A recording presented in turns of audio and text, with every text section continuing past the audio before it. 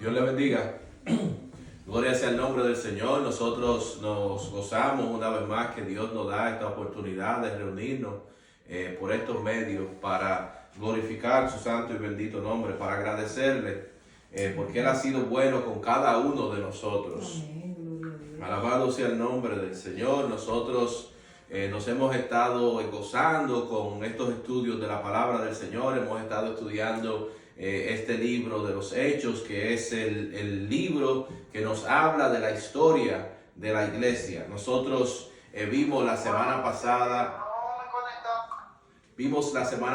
nosotros que hubieron unos judaizantes que llegaron a la iglesia de Antioquía, y ellos llegaron a la iglesia de Antioquía y vieron a los gentiles en Antioquía que no estaban siguiendo los aspectos culturales de los judíos, no estaban observando la ley de los judíos, y ellos vieron a estos gentiles, vieron la libertad con la que ellos se conducían, la libertad de Cristo, y les dio envidia y comenzaron a tratar de ponerlos a ellos bajo el yugo de la ley. Ellos quisieron poner a estos judíos bajo el yugo de la ley, lo que Pablo y Bernabé confrontaron, se enfrentaron, discutieron en contra de estos judaizantes que llegaron a la iglesia de Antioquía. Tanto así que entonces Pablo y Bernabé tomaron una delegación de la iglesia de Antioquía y se dirigieron a Jerusalén para confrontar, para investigar si en realidad estas ordenanzas, estas enseñanzas venían de Jerusalén. Vimos que en Jerusalén expusieron Pablo, Bernabé, expuso Pedro, vimos que habló el líder de la iglesia de Jerusalén, Jacobo, pero vimos que al fin y al cabo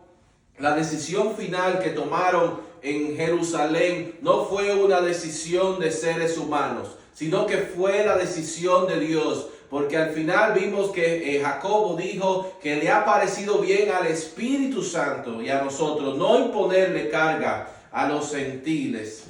Ellos les hicieron una carta con cuáles iban a ser las condiciones de confraternidad entonces con los gentiles, pero no condiciones de salvación, porque tanto para los gentiles como para los judíos era la misma condición de salvación y continúa siendo la misma condición de salvación. Dios no hizo múltiples maneras, no hizo múltiples caminos. El Señor Jesús dijo: yo soy el camino, la verdad y la vida. No dijo: yo soy el camino, mas aquellos también son el camino. Hay un solo camino, es un camino perfecto, un camino eficiente, un camino que todos podemos entrar en ese camino por fe en el Señor Jesucristo. No es un camino para aquellos que sean de una nacionalidad, de un color, de un lenguaje, de una capacidad intelectual, sino que es un camino por el cual todos podemos entrar, que es el camino de la fe en Jesucristo, por el cual nosotros podemos ser salvos. Amén. Ellos enviaron esta carta a las diferentes iglesias entonces de los gentiles, y vimos que se unieron a este grupo que iba entonces de Jerusalén a las diferentes iglesias, no solamente los hermanos de Jerusalén, de Antioquía, que fueron allí, que estaba Tito, Pablo, Bernabé, sino que se añadieron dos hermanos, dos líderes de la iglesia de Jerusalén que iban a ayudar a esta distribución de la carta en las diferentes iglesias, que fueron Silas y Judas. Hoy vamos a terminar este capítulo 15, vamos a continuar donde nos quedamos, en el versículo 32, y vamos a ver parte del próximo capítulo, del capítulo 16. Para comenzar el estudio vamos a leer del versículo 32 del capítulo 15 del libro de los Hechos al final del capítulo 15. Y damos lectura a la palabra del Señor en el nombre del Padre, del Hijo y del Espíritu Santo. Amén. Y Judas y Silas, como ellos también eran profetas, consolaron y confirmaron a los hermanos con abundancia de palabras. Y pasando algún tiempo allí, fueron despedidos en paz por los hermanos, para volver a aquellos que los habían enviado. Mas a Silas le pareció bien quedarse allí. Y Pablo y Bernabé continuaron en Antioquía enseñando la palabra del Señor y anunciando el evangelio con otros muchos. Después de algunos días, Pablo dijo a Bernabé: volvamos a visitar a los hermanos en todas las ciudades en que hemos anunciado la palabra del Señor, para ver cómo están. Y Bernabé quería que llevasen consigo a Juan, el que tenía por sobrenombre Marcos. Pero a Pablo no le parecía bien llevar consigo al que se había apartado de ellos desde Panfilia y no había ido con ellos a la obra. Y hubo tal desacuerdo entre ellos que se separaron el uno del otro. Bernabé, tomando a Marcos, navegó a Chipre, y Pablo, escogiendo a Silas, salió encomendado por los hermanos a la gracia del Señor, y pasó por Siria y Cilicia, confirmando a las iglesias. Oremos. Amante Dios y Padre Celestial, Señor, nosotros te damos gracias aquí esta noche, Dios mío. Te reconocemos como nuestro Dios, nuestro Señor, nuestro Salvador, Padre Santo. Y estamos reunidos, Señor, para rendirte culto, Padre Santo, Señor. Y te pedimos que ahora que vamos a estudiar tu palabra, que tu Espíritu Santo esté obrando en nuestros corazones, obrando en nosotros, dándonos la palabra que tú tienes para nosotros, Señor. La palabra de fortaleza, la palabra de ánimo, Dios mío, para nosotros seguir adelante y perseverar en este camino que tú nos has puesto enfrente de nosotros. Te damos gracias, Dios, y todo lo pedimos en el nombre de Jesús. Amén. Amén y amén. Vemos que aquellos hombres que habían ido con ellos desde Jerusalén a Antioquía, iban a las diferentes iglesias, y ellos, nos dice Lucas, que eran profetas. Y donde ellos iban llevando esta carta que iba de Jerusalén, ellos iban animando a los hermanos, ellos iban confortando a los hermanos. Nosotros muchas veces cuando vemos la palabra profecía y que se profetizó, la palabra profeta, nuestra mente inmediatamente se dirige a la revelación de eventos futuros. Pero la profecía no está limitada a la revelación de eventos futuros, sino que vemos que el apóstol Pablo escribió en 1 Corintios capítulo 14, versículos 3 y 4.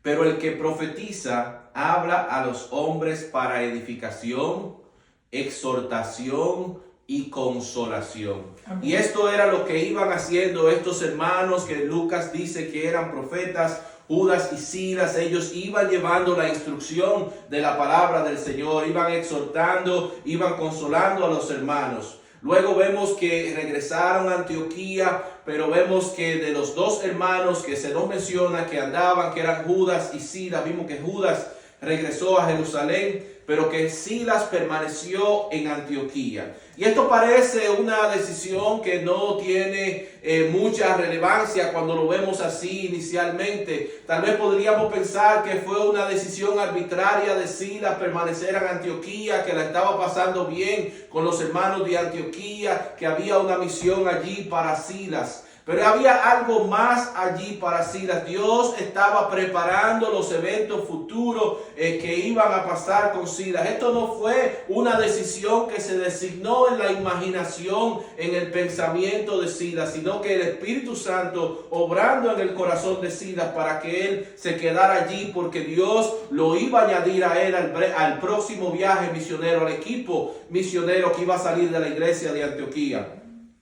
Desde el tiempo que había iniciado el primer viaje misionero de Pablo y de Bernabé, según las personas que estudian la cronología y el tiempo dentro de la Biblia, dice que habían pasado alrededor de 5 años desde el tiempo que ellos habían visitado las diferentes iglesias. Y Pablo tenía el interés de él regresar a las iglesias, a los hermanos que ellos habían establecido. Este viaje, el primer viaje misionero, mucha gente había conocido a la verdad, había aceptado al Señor. Ellos habían plantado varias iglesias. Y Pablo tenía el interés de regresar a donde estos hermanos, interés de exhortarlos, interés de animarlos en el Señor, interés de que no fueran engañados con falsa doctrina. Ese es el interés que nosotros vemos en el corazón de Pablo, no solamente aquí que él quiere regresar, sino que cuando nosotros vemos las cartas que él escribe, estas cartas tienen ese interés de exhortar a los hermanos, de fortalecer a los hermanos, de que los hermanos no sean engañados, de instruirlos por su carta. Y este es el interés, el amor que tiene Pablo por sus hermanos, por aquellas personas que igual que él han conocido al Señor Jesucristo.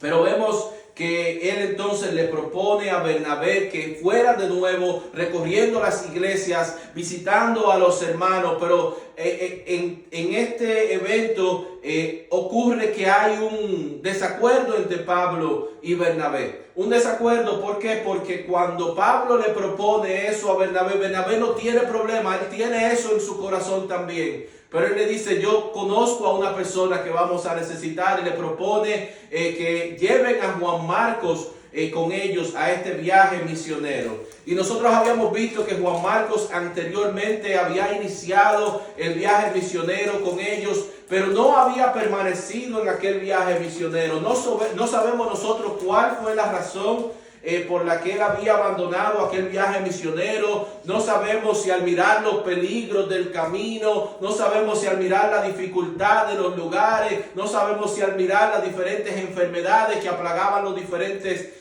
sitios. No sabemos cuál fue la razón, no sabemos si él extrañaba regresar a su casa y comer la comida de su casa. No sabemos cuál fue la razón por la que Juan Marcos quería regresar y él abandonó aquel viaje misionero y regresó a Jerusalén. Y Bernabé quería regresar con él, llevarlo a él. Pero Pablo se oponía a esta idea. Pablo no confiaba en él. Esto provocó entonces problemas entre Pablo y Bernabé. Nosotros vemos en la actitud de Bernabé la razón por la cual a él se le había dado el sobrenombre de Bernabé. Bernabé no era el nombre. Su nombre era José y a él se le había apodado Bernabé por la característica del carácter que tenía Bernabé, porque Bernabé significa hijo de ánimo, hijo de consolación, y era alguien perdonador, alguien dispuesto a restaurar al hermano, animar al hermano, a perdonar al hermano. Y nosotros vimos eso anteriormente en el mismo caso de Pablo, cuando Pablo había conocido al Señor, había tenido el encuentro con el Señor y había pasado de perseguidor de la iglesia a ser uno de nuestros hermanos en Cristo. Él había tratado de tener una reunión con los hermanos de Jerusalén y los hermanos de Jerusalén no querían, no se atrevían, tenían miedo, no confiaban en él, hasta que vino Bernabé, y fue Bernabé entonces quien logró presentar a Pablo, introducir a Pablo dentro del círculo de los hermanos de Jerusalén. Y el mismo Bernabé fue el que cuando se estaba manifestando la obra, el avivamiento que estaba sucediendo en Antioquía, fue entonces a donde Pablo, a Tarso, a buscarlo para que le ayudara en lo que el Señor estaba haciendo allí. En esto nosotros vemos la característica del carácter de Bernabé y lo vemos operando ahora, que él no tiene rencor con Juan Marcos porque él los había abandonado, sino que él ve en esta posibilidad de este segundo viaje misionero una oportunidad para restaurar a Juan Marcos, para levantar a Juan Marcos, para hacerlo alguien útil en la obra del Señor. Y esto causó problemas, causó división entre Pablo y Bernabé. ¿Quién tenía razón entonces? ¿Tenía razón Pablo o tenía razón Bernabé? Algunas personas dicen que debido a que la historia que nos cuenta el libro de los Hechos de allí en adelante le da seguimiento a lo que es los viajes misioneros de Pablo, ellos dicen que en este desacuerdo que hubo entre Pablo y Bernabé, dicen que Pablo era que tenía la razón de no llevar a Juan Marcos. Otros dicen que debido a que la enseñanza del Evangelio nos habla de perdonar, el carácter de Bernabé era un carácter admirable y un carácter que yo creo que cada uno de nosotros aspiramos en medio de esas situaciones a tener ese tipo de carácter, que no es algo fácil. Que Bernabé tenía la razón. Pero ¿quién tenía la razón?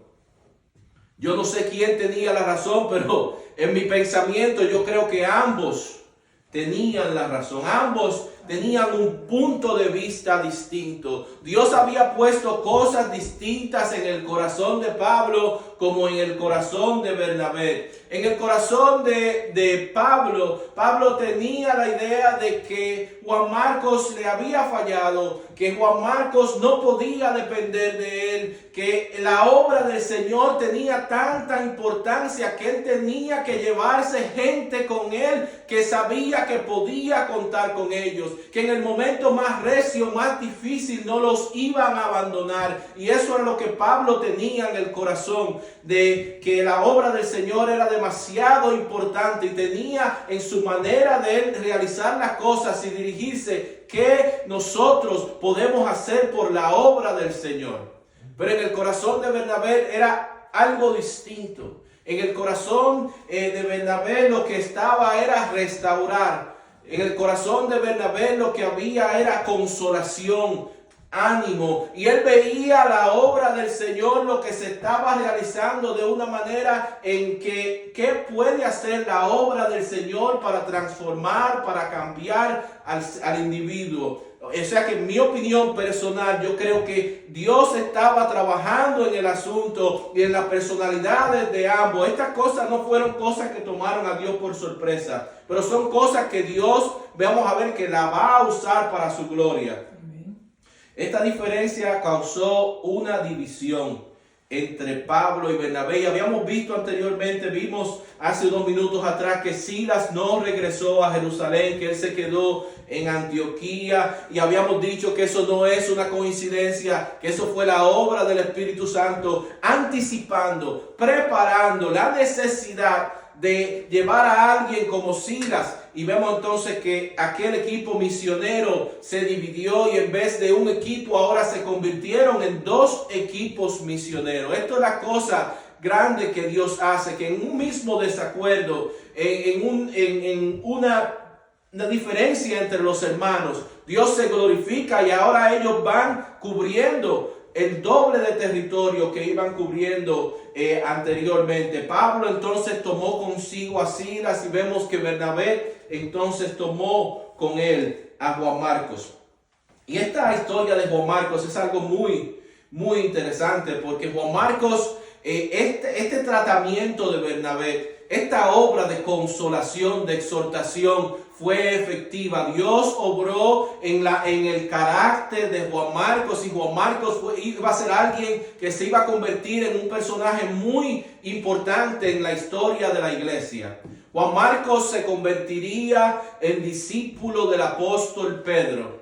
Y yo me imagino aquellas conversaciones entre Marcos y Pedro. Yo me imagino a Marcos hablándole acerca de sus fallas a Pedro, a Marcos tal vez de una manera decepcionado, sintiéndose por cómo él había fallado, y tal vez Pedro respondiéndole: pero ¿cuántas veces tú abandonaste el viaje? Una. Eso no es nada, yo fallé 3 veces, yo lo negué 3 veces. Nosotros vemos cómo Dios muchas veces en nuestras experiencias, en nuestras fallas, en nuestras caídas, Dios nos levanta y nos ayuda a usar nuestras caídas para ayudar a restaurar, a levantar a los otros. Y yo creo que parte de la restauración de Pedro, Dios usó, de Marcos, Dios usó a Pedro, Dios usó a Bernabé para esto. Nosotros vemos que Dios usó a Marcos para escribir el primero de los evangelios. Sí, porque aunque el evangelio de Mateo está primeramente en la Biblia, Mateo, Marcos, Lucas y Juan, el evangelio de Marcos fue el primer evangelio que se escribió. Y este evangelio de Marcos es un evangelio que está escrito desde el punto de vista de Pedro, los eventos que Pedro vio, los eventos que Pedro observó. Y vemos también dentro de esta diferencia entre los hermanos, que la diferencia entre los hermanos no pueden permanecer. Sí, van a haber diferencias, van a haber dificultades y problemas entre los hermanos, pero entre los hermanos en Cristo los problemas, la diferencia no pueden permanecer, porque esto no fue a lo que Dios nos ha llamado.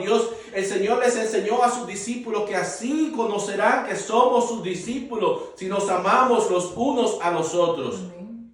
Luego nosotros veremos que en 2 de Timoteo capítulo 4 versículo 11, que Pablo entonces, estando en la cárcel, él manda a buscar a Marcos, hablando acerca de él, que era alguien que era útil para la obra de Dios, para el ministerio. Pablo le escribiría diciendo: solo Lucas está conmigo, toma a Marcos y tráele contigo, porque me es útil para el ministerio.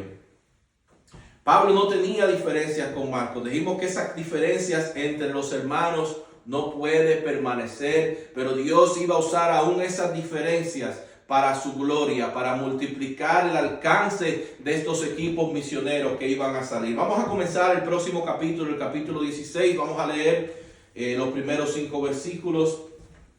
Después llegó a Derbe, le da seguimiento de aquí en adelante a los viajes del apóstol Pablo. Después llegó a Derbe y a Listra, y aquí había allí cierto discípulo llamado Timoteo, hijo de una mujer judía, creyente, pero de padre griego, y daban buen testimonio de él los hermanos que estaban en Listra y en Iconio. Quiso Pablo que éste fuese con él, y tomándole le circuncidó por causa de los judíos que había en aquellos lugares, porque todos sabían que su padre era griego.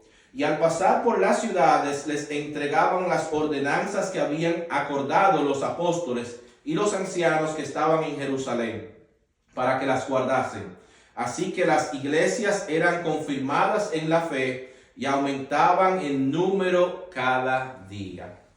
Vemos que en el primer viaje misionero de Pablo y Bernabé habíamos visto que ellos habían estado en esta región de Listra y habíamos visto que Dios los había usado para la sanidad de un hombre paralítico, que la gente allí quiso rendirle homenaje, rendirle culto, estaba mirando a Pablo y a Bernabé como dioses. Ellos se negaron a aceptar la adoración de la gente, sino que ellos dijeron que esto era una obra de Dios, que ellos son hombres al igual que ellos. Pero luego vimos que se levantó persecución en contra de ellos y en aquella ciudad terminaron apedreando al apóstol Pablo y dejándolo por muerto. Pero en aquella ciudad también, cuando dejaron al apóstol Pablo por muerto, vimos que los hermanos que se habían convertido en aquella ciudad rodearon lo que ellos pensaban que era el cadáver del apóstol Pablo, y Pablo se levantó y entró a la ciudad con ellos. Esto es un evento impactante dentro de aquella comunidad de creyentes. Y en aquella comunidad de creyentes había una familia que había creído en aquel primer viaje misionero de Pablo. En aquel lugar había una mamá, había una abuela de Timoteo que habían creído, que eran judías. La abuela y la mamá de Timoteo eran judías, el papá de Timoteo era griego. Y ellas habían influenciado a Timoteo a creer en el único Dios verdadero. La influencia del papá tal vez era de Zeus, tal vez era de Júpiter, pero ellos lo estaban influenciando en el único Dios verdadero, en el Dios de Israel, el Dios que hizo los cielos y la tierra. Esa era la influencia que habían tenido la abuela y la mamá de Timoteo. Yo me imagino en aquella iglesia de Listra cuando se estaban haciendo peticiones. Las peticiones de la madre de Timoteo, de Loida y de Eunice, eran que pusieran en oración a su hijo Timoteo, que las influencias paganas del papá no le alcanzaran, tal vez orando por la salvación de su hijo Timoteo. Vemos el alcance que tiene, la influencia que tienen los padres en los hijos, ya sea el padre o sea la madre. Vemos que Eunice y Loida, la abuela y la madre de Timoteo, tuvieron influencia para que él creyera en el Señor, y no solamente fuera creyente en el Señor, sino que se iba a convertir en un personaje muy importante en la historia de la iglesia. Él se iba a convertir en un tipo de hijo espiritual del apóstol Pablo. Vemos que en 2 de Timoteo capítulo 1 versículos 4 y 5 el apóstol Pablo le escribe a Timoteo: deseando verte, al acordarme de tus lágrimas, para llenarme de gozo, trayendo a la memoria la fe no fingida que hay en ti, la cual habitó primero en tu abuela Loida y en tu madre Eunice, y estoy seguro que en ti también. Nosotros, cuando vimos la semana pasada que fue el equipo de Antioquía, Jerusalén, vimos que Tito fue con ellos y vimos que Tito estuvo en Jerusalén, estuvo dentro del concilio de Jerusalén. Sin embargo, a Tito no se forzó a que fuera circuncidado. Sin embargo, vemos que cuando Pablo toma a Timoteo con él para que formara parte de su equipo misionero, lo primero que Pablo hace con Timoteo es que lo hace que se circuncide. Y algunas personas cuando ven lo que Pablo está haciendo, está diciendo, pero Pablo está regresando hacia atrás, Pablo está llevando a la contraria a lo que él había discutido entre los judaizantes, lo que él había defendido en Jerusalén, pero no es así. En el caso de Timoteo, Timoteo era considerado por ser su madre judía como judío, pero era un judío que no se había circuncidado. Y lo que Pablo está haciendo con Timoteo es circuncidándole para que no se cierren las puertas cuando ellos van llevando el evangelio. La costumbre de Pablo, el patrón que ellos habían estado llevando, era que en cada ciudad que ellos iban, lo primero que buscaban era encontrar una sinagoga para ellos poder llevar el mensaje del evangelio, para ellos poder presentar el cumplimiento del Antiguo Testamento en la obra de Jesús. Pero sin embargo, cuando ellos iban a andar con Timoteo, Timoteo era un judío que no se había circuncidado y nadie les iba a abrir la puerta, nadie los iba a escuchar si ellos tenían un judío no circuncidado con ellos. Nosotros vemos en el comportamiento, en la actitud del apóstol Pablo, alguien que se priva de sus propios derechos para que se abran puertas para él poder llevar el evangelio, y esto es lo que él está haciendo con Timoteo. Nosotros vemos que Pablo le escribió en 1 Corintios capítulo 9 versículo 20 al 22 acerca de su comportamiento. Dice: me he hecho a los judíos como judío para ganar a los judíos, a los que están sujetos a la ley, aunque yo no esté sujeto a la ley, como sujeto a la ley, para ganar a los que están sujetos a la ley, a los que están sin ley, como si yo estuviera sin ley, no estando yo sin ley de Dios, sino bajo la ley de Cristo, para ganar a los que están sin ley. Me he hecho débil a los débiles, para ganar a los débiles. A todos me he hecho de todo, para que de todos modos salve a algunos. Y esto es lo que está haciendo el apóstol Pablo aquí, llevando a Timoteo y haciendo lo que se circuncide antes de él ir a las diferentes sinagogas para que no se le cerraran las puertas. Vemos el versículo 6 y 7. Y atravesando Frigia y la provincia de Galacia, les fue prohibido por el Espíritu Santo hablar la palabra en Asia. Y cuando llegaron a Misia, intentaron ir a Bitinia, pero el Espíritu no se lo permitió.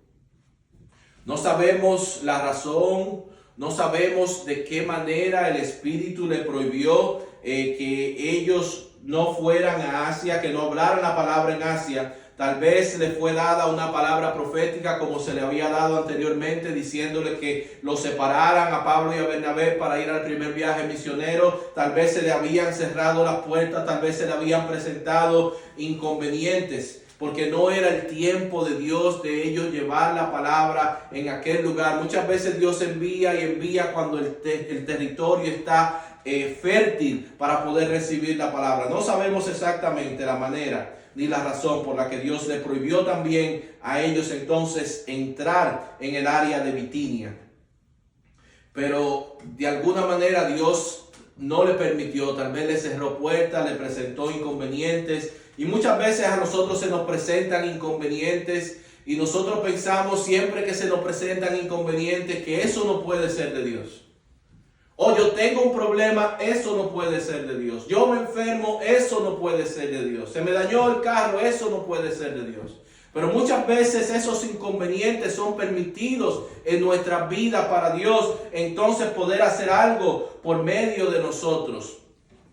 Y yo he escuchado sin número de testimonios que hablan acerca de eventos sucedidos de esa manera. Escuché el testimonio en una ocasión de un pastor que tuvo una dificultad con su carro. Él tenía una obligación que cumplir, estaba disgustado porque iba a quedar mal en la obligación que tenía que cumplir. Sin embargo, cuando llamó a la grúa, la persona que vino de la grúa y lo recogió a él y lo recogió al carro, en conversación se dio cuenta que era una persona que estaba descarriada. Y antes que se quedaran y lo dejaran en el lugar, la persona había hecho profesión de fe, se había reconciliado con el Señor. Escuché en otra ocasión otro testimonio de un conferencista que iba a dar una conferencia en una ciudad y el vuelo se canceló y se retrasó y por eso tuvo que llegar tarde en la noche. Los hermanos no pudieron buscarlo, tuvo que coger un taxi y aquel taxista en el camino a llevarlo al lugar, él le presentó el mensaje del evangelio y aquella persona aceptó al Señor Jesucristo como su Señor y Salvador.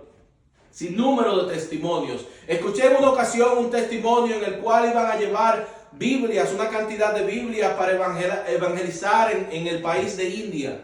Y sucede que el vuelo le cambiaron la ruta y lo llevaron a un lugar donde tenían ellos entonces que recorrer por caminos difíciles, 10, 12 horas por monte para llegar al lugar a donde ellos le correspondían ir. Y no, porque no lograron entrar por el aeropuerto principal. Luego ellos se dieron cuenta que en el aeropuerto principal los estaban esperando allí para confiscar las Biblias que ellos llevaban con ellos. Muchas veces hay cosas que nosotros en el momento no entendemos lo que está pasando, lo vemos como un inconveniente, lo vemos como un problema, pero no lo vemos como una puerta que Dios está cerrando porque Él no quiere que nosotros entremos por esa puerta.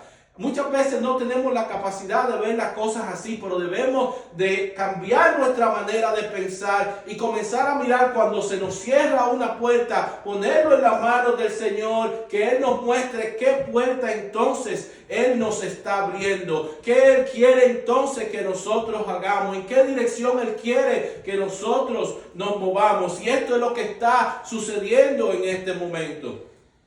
Cuando vemos que no permite que entre a esas regiones donde a ellos lógicamente les parece humanamente que es el área adecuada donde ellos se deben dirigir, pero no, en ese momento ese no es el plan de Dios. Nosotros como siervos del Señor, si decimos que Él es nuestro Señor, si decimos que nosotros le servimos a Él, necesitamos someternos a Él y no a nuestra propia voluntad, no a lo que nosotros queremos hacer.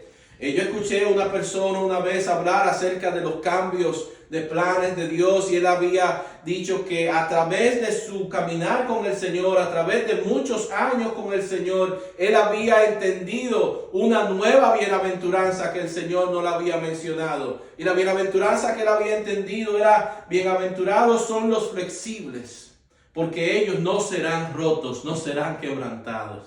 Esa era la bienaventuranza que él había aprendido. Aprender que en el medio de cuando las puertas se están cerrando, las oportunidades se están disminuyendo en nuestros ojos, nosotros ponerlo en las manos del Señor, que el Señor nos muestre en qué dirección Él quiere que nosotros vayamos. Gloria sea su nombre. Vemos el versículo 8 al 12. Y pasando junto a Misia, descendieron a Troas, y se le mostró a Pablo una visión de noche. Un varón macedonio estaba en pie, rogándole y diciéndole: pasa a Macedonia y ayúdanos. Cuando vio la visión, enseguida procuramos partir para Macedonia, dando por cierto que Dios nos llamaba para que les anunciésemos el evangelio. Zarpando pues de Troas, vinimos como con rumbo directo a Samotracia y el día siguiente a Neápolis y de allí a Filipos, que es la primera ciudad de la provincia de Macedonia y una colonia, y estuvimos en aquella ciudad algunos días. Vemos que Dios le dio entonces una visión enseñándole un varón, un hombre en Macedonia, que decía que fuera y les ayudara. Ellos interpretaron inmediatamente que eso no fue que le ayudaran en ningún otro sentido, sino en el sentido de la necesidad más grande que tiene el ser humano, que es la necesidad de conocer del evangelio, de escuchar el evangelio, de creer en el evangelio para salvación. No sabemos quién es este hombre. La Biblia no nos dice que cuando ellos fueron a Macedonia se encontraron con el hombre y que coincidió la cara que ellos vieron en la visión. Hay testimonios que yo he oído de personas que han sido llamados a ir a cierta región, que ven a cierta persona y que esa persona es la que han visto. Incluso yo he visto testimonios de personas que Dios le ha mostrado algo años anteriormente y luego se encuentran en la situación orando por la persona y recuerdan que Dios le había mostrado ese evento anteriormente. Pero en este caso no nos dice quién era este hombre. Algunos comentaristas han llegado a especular al respecto y dicen que es posible que Lucas haya sido este hombre que estaba diciendo que fuera y que les ayudara. Nosotros sabemos que de aquí en adelante hay un cambio en el que Lucas está hablando en una persona distinta. Anteriormente él había estado hablando acerca del equipo misionero de Pablo y fueron y llegaron y los recibieron, pero ahora está hablando en primera persona. Fuimos, llegamos, nos recibieron. O sea que de aquí en adelante Lucas se añade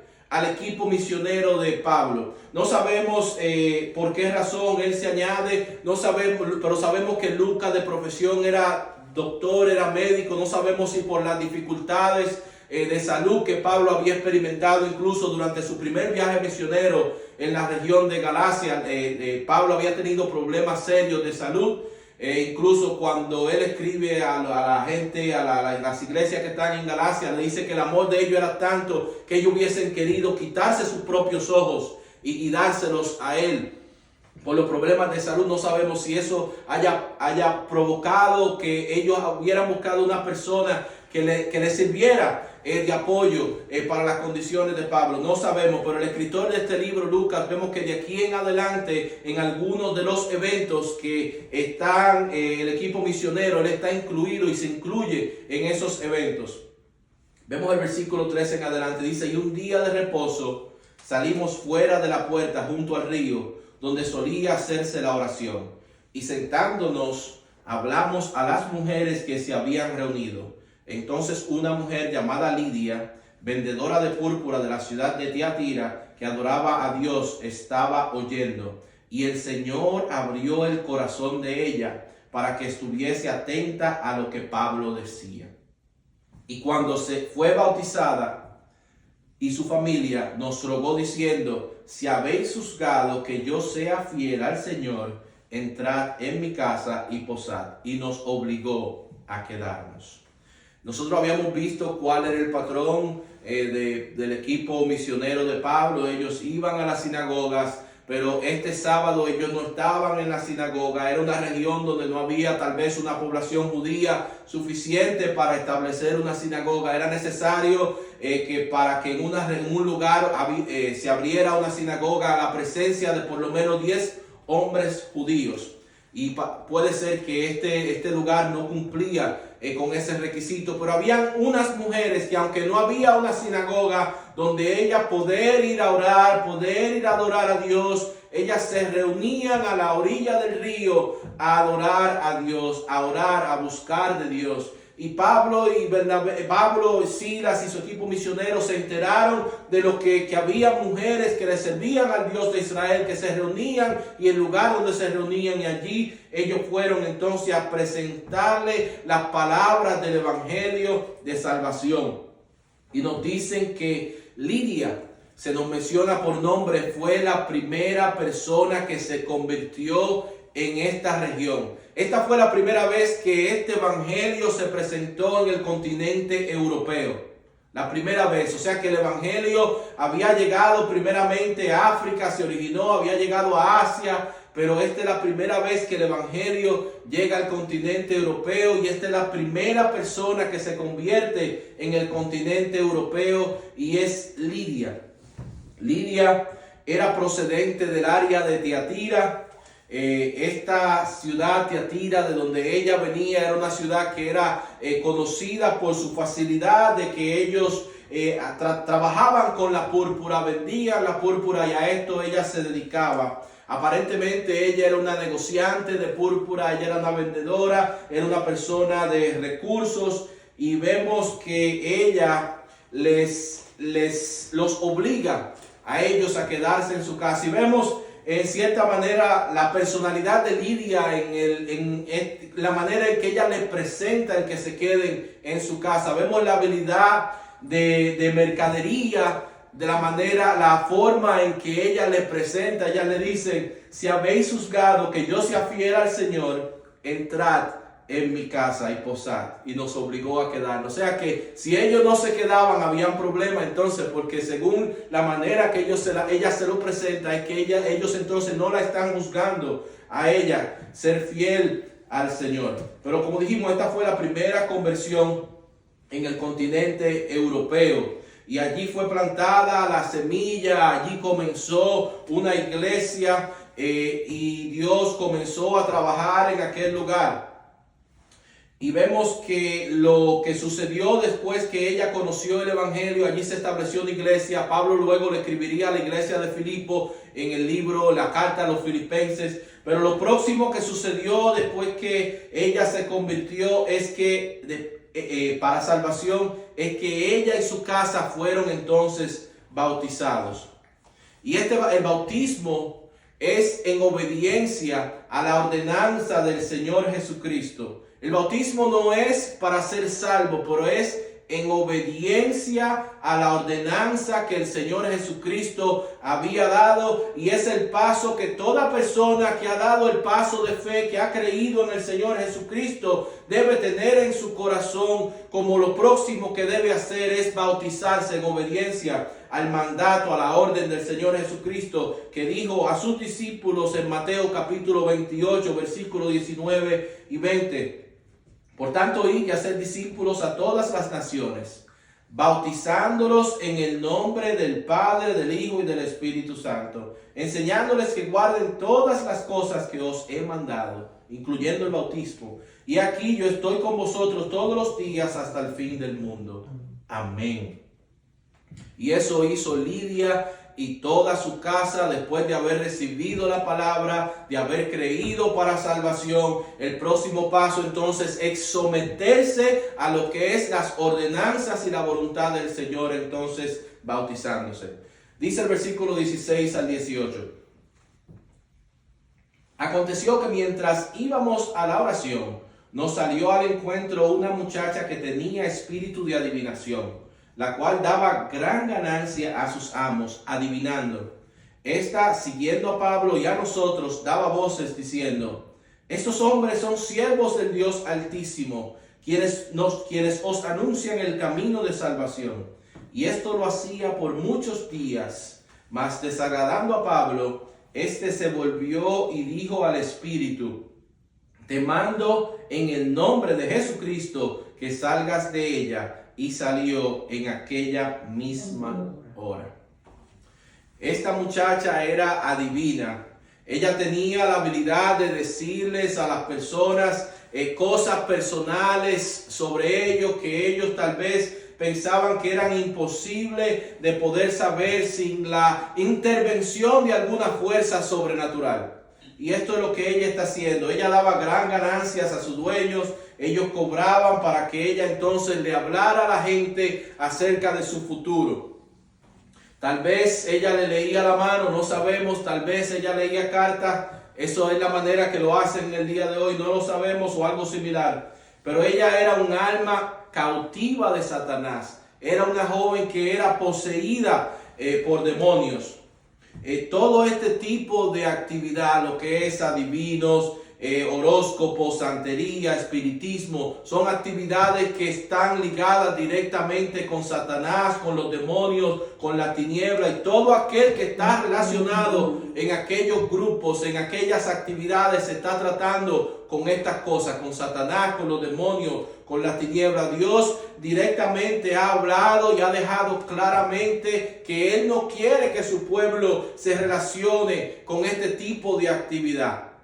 Incluso nosotros vemos el ejemplo de cuando Dios está dando instrucciones al pueblo de Israel después de haber salido de Egipto, que ellos iban a entrar a la tierra prometida. Dios, conociendo las actividades, las prácticas que los pueblos que vivían en aquella región se dedicaban, Él les prohíbe determinantemente que ellos practiquen la misma práctica de aquellos lugares. Dios le dice en Deuteronomio capítulo 18, versículo 10 al 13: no se ha hallado en ti quien haga pasar a su hijo o su hija por el fuego, ni quien practique adivinación, ni agorero, ni sortílego, ni hechicero, ni encantador, ni adivino, ni mago, ni quien consulte a los muertos, porque es abominación para con Jehová cualquiera que hace esas cosas. Y por estas abominaciones Jehová tu Dios echa estas naciones de delante de ti. Estas prohibiciones se hicieron para proteger al pueblo, a la nación de Israel. Dios lo prohíbe estas cosas determinantemente. Hay personas que tal vez cuando ve que Dios prohíbe algunas cosas, las ve como si fueran parte de su cultura. Dice, no, pero que esa es mi cultura, que eso está en mi familia, que así es que yo me he criado. Pero cuando Dios llega a la vida de una persona, Dios viene a romper cadenas, a romper con cosas que están fuera de su voluntad. Eso de que es en mi cultura, es que yo creí en eso. Dios vino para romper cadenas, para deshacer las obras de Satanás. Todo aquel que le sirve al Señor debe apartarse de iniquidad, dice la palabra del Señor. O sea que estas prácticas no son prácticas que son aceptables al Señor. Incluso nosotros vemos los caso tras caso, de cómo cuando una persona se envuelve en estas actividades que incluso perciben alguna gente que son inofensivas, cómo eso abre la puerta a que actividad demoníaca dentro de su hogar, dentro de su casa, dentro de su vida. Yo en una ocasión conocí a una joven que eso le había sucedido. Ella había ido a una feria, creo que con la escuela, con un tipo de paseo escolar, y allí estaban leyendo la mano, le leyeron la mano, y aunque ella era de un hogar cristiano, de allí en adelante entonces comenzaron a tener manifestaciones demoníacas en su hogar, en su casa, donde ella era amenazada, donde ella era marcada por actividades demoníacas. Pero eso Dios nos dice que nosotros no debemos de formar parte de ninguna de ese tipo de actividades. No importa que que la persona haya crecido dentro de ese ambiente, porque Dios viene a romper todo tipo de atadura, todo tipo de ambiente. No es que a mí me criaron de esa manera. Nada de eso importa, porque cuando nosotros venimos a Cristo, nosotros somos una nueva criatura, dice la palabra. Las cosas viejas pasaron, he aquí, todas son hechas nuevas. Esta joven dice que perseguía a Pablo y al equipo misionero donde quiera que ellos iban, iba dando voces. Estos son siervos del Dios Altísimo, quienes nos anuncian el camino de salvación, hasta llegar a un punto donde le colmaron la paciencia a Pablo, donde Pablo ya estaba harto. Vimos que él se levantó en contra de ella y expulsó este demonio que poseía a esta joven. Pablo no le interesaba tener promoción del diablo. A Dios no le interesa tener la promoción del diablo que ella le estaba haciendo. Cuando el diablo está promocionando algo anda mal, algo está sucediendo. Y en mi opinión, yo creo que si él permitía que se siguiera promocionando, la gente iba a pensar que ambos están trabajando para el mismo equipo. Y Pablo no podía dejar que aquella promoción del enemigo continuara. Vemos que Pablo, cuando se dirigió a ella, se dirigió directamente a lo que estaba poseyendo a aquella muchacha y lo expulsó en el nombre que es sobre todo nombre, en el nombre de Jesucristo, lo echa fuera de esta muchacha. Nosotros vemos en la sociedad del día de hoy cómo la actividad demoníaca, cómo el interés de estas cosas sobrenaturales ha aumentado, donde se ha convertido como en parte de la cultura, como parte aceptable de la sociedad. Tanto así que nosotros vemos que la televisión está llena de programas que se dedican a cuestiones sobrenaturales, a manifestación de demonios que lo presentan como algo positivo. Tanto así que incluso en programas que están dirigidos a la niñez le presentan este tipo de actividad como algo amigable, como algo aceptable, como algo común. Y eso está sucediendo en nuestra sociedad en el día de hoy. Tenemos que tener cuidado en qué ven los niños, porque la sociedad está bajo el maligno y está tratando de que la sociedad y los niños, según vayan creciendo, vean estas actividades como algo aceptable. Nosotros vemos que las personas, muchas de ellas que son de renombre en la sociedad, que son gente admirada de la sociedad, gente de la industria, gente de película, gente de la música, son personas que se dedican a eso.